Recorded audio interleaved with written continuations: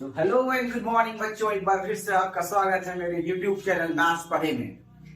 आज हम अपने मैथमेटिक्स के क्लास 10 के क्रैश कोर्स को कंटिन्यू करते हुए एनसीईआरटी का chapter 3 which is pair of linear equations into variables start करेंगे। अब pair of linear equations into variables start करने से पहले कुछ बेसिक टर्म्स जैसे linear equation, two variables and pair of linear equation, हम थोड़ा सा इसको डिस्कस करेंगे। उसके बाद हम अपने चैप्टर को आगे लेके चलेंगे। अब सबसे पहले हमें यह देखना है कि linear equation, now what is linear equation. Linear हमने पॉलिनोमियल्स में linear, quadratic, cubic, by quadratic पढ़ा था, तो ऐसे ही हमें लीनियर इक्वेशन जानना है कि व्हाट इज लीनियर इक्वेशन। अब देखिए, ऐसी कोई भी इक्वेशन जिसकी डिग्री 1 है, जो पॉलिनोमियल में रिकॉल करें अगर हम, तो ऐसे कोई भी इक्वेशन जिसकी डिग्री 1 है वो लीनियर इक्वेशन बोली जाती है। अब example 3x + 5 equal to some value होना चाहिए। पॉलिनोमियल में ये कुछ नहीं था, इक्वल टू सम वैल्यू, यहां पे 0 लिख रहे हैं। 4x = 0, 7y + 11 = 0। ये सारी इक्वेशंस लीनियर इक्वेशंस हैं, बट ये linear equation in one variable है।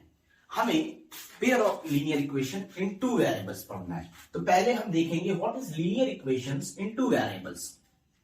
उसके लिए हमें एक स्टैंडर्ड फॉर्म दिया गया है। एक ऐसी लीनियर इक्वेशन जिसमें दो वेरिएबल एग्जिस्ट करते हैं, वो pair of linear equation in two variables होती हैं। तो पहले हम एक स्टैंडर्ड फॉर्म देखते हैं कि what is linear equations in two variable.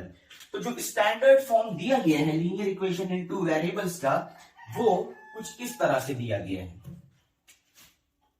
ax + by + c = 0, where x and y are the variables and a, b, c are real numbers.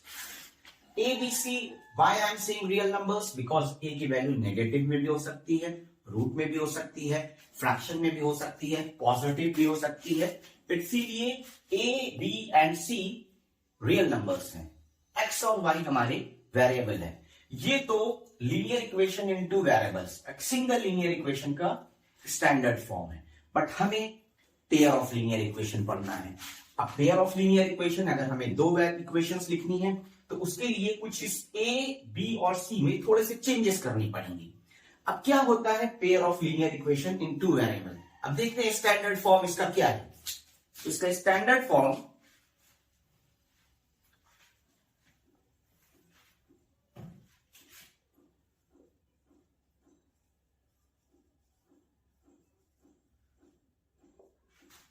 a1x + b1y + c1 = 0 and a2x + b2y + c2 = 0।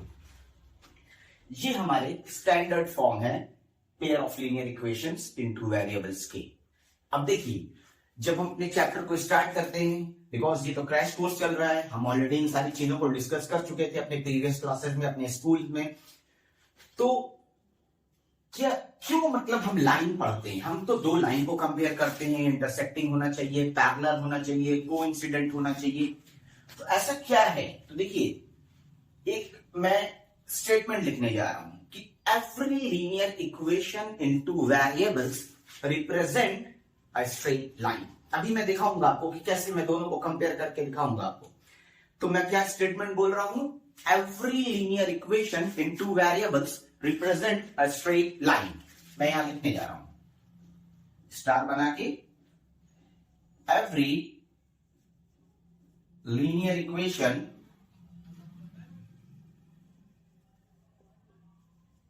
Into variables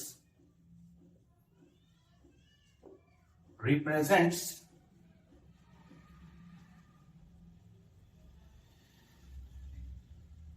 a straight line. अब ये जो मैंने statement लिखा है, मैं अभी आपको इस स्टेटमेंट को जस्टिफाई करके दिखाऊंगा कि ये कैसे ऐसे क्यों होता है, हम क्यों बात करते हैं linear equation in two variables की या pair of linear equation in two variables की, और हम पढ़ते हैं lines, relation between two lines कैसे हो सकती है, स्पेस में टू लाइंस कैसे प्लेस कर सकते हैं हम। उसका मैक्सिमम 3 वेज है जो हम जानते हैं कि दो लाइन या तो इंटरसेक्ट करेंगे एक दूसरे को, या तो एक दूसरे के पैरेलल होंगी, या एक दूसरे के कोइंसिडेंट होंगी, या एक के ऊपर एक लाइन ओवरलैप कर जाती है, that is the coincident condition. अब मैं यहां पर लिखने जा रहा हूं pair of linear equation versus straight line. तो देखिए मैं क्या उसमें आपको कैसे दिखाता हूं।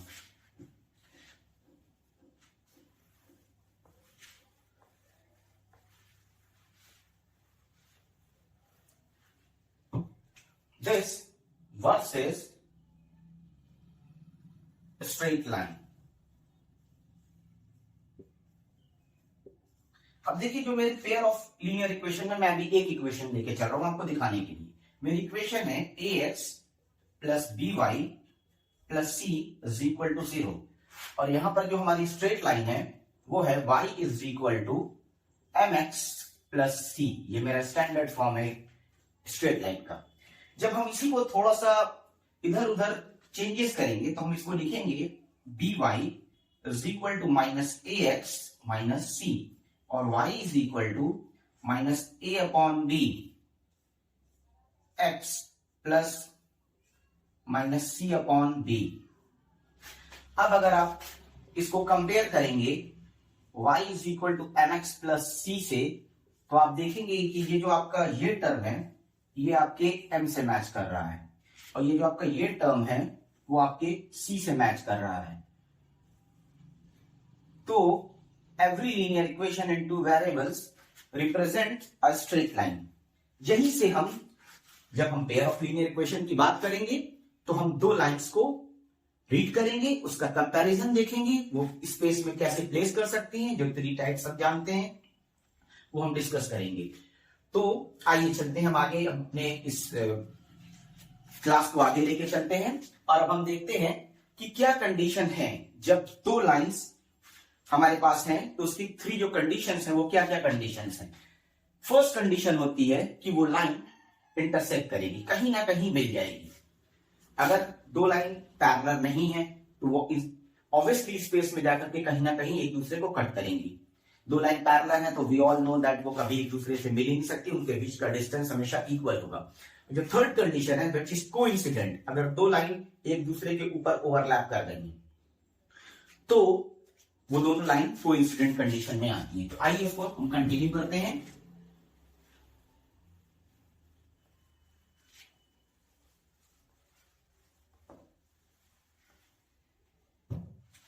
Number 1, intersecting line।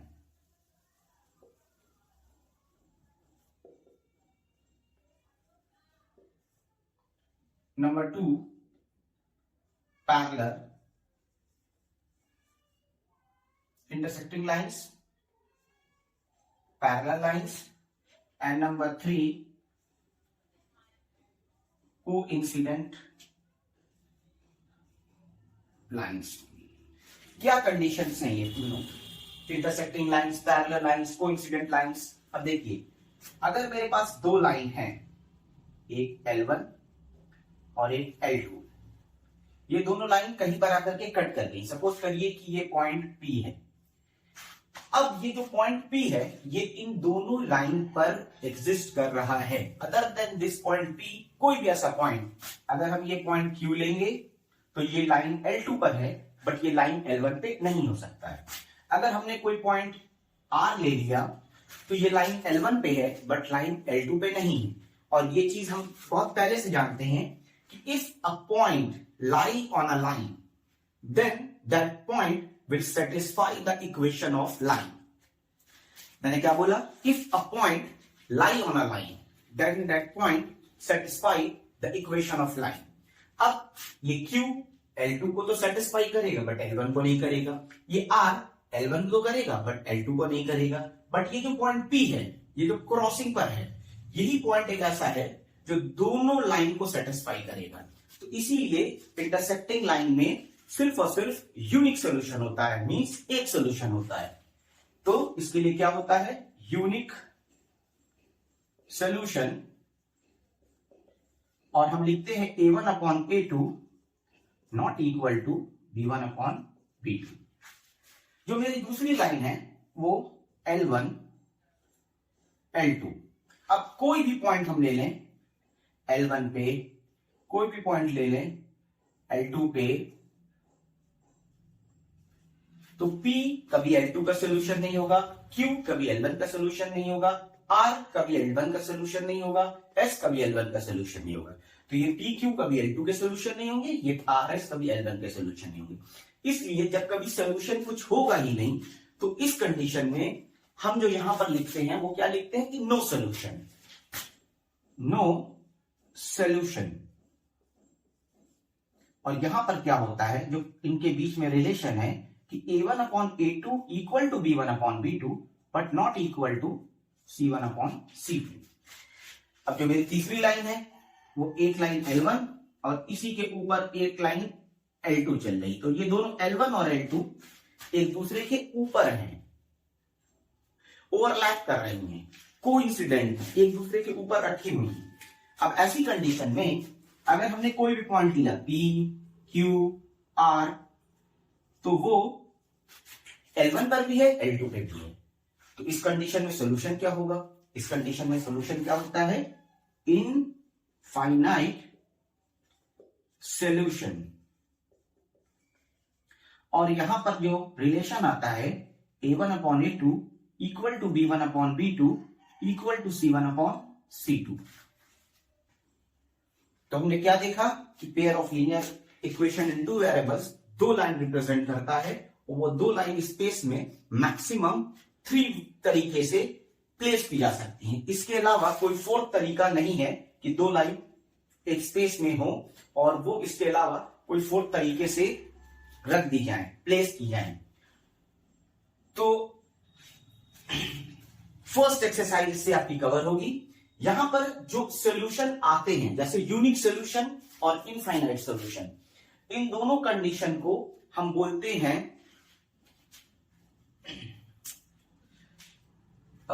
इन दोनों कंडीशन में मतलब आपके सॉल्यूशन मिल रहे हैं, बट इस नो सॉल्यूशन वाली कंडीशन में सॉल्यूशन नहीं मिल रहा है।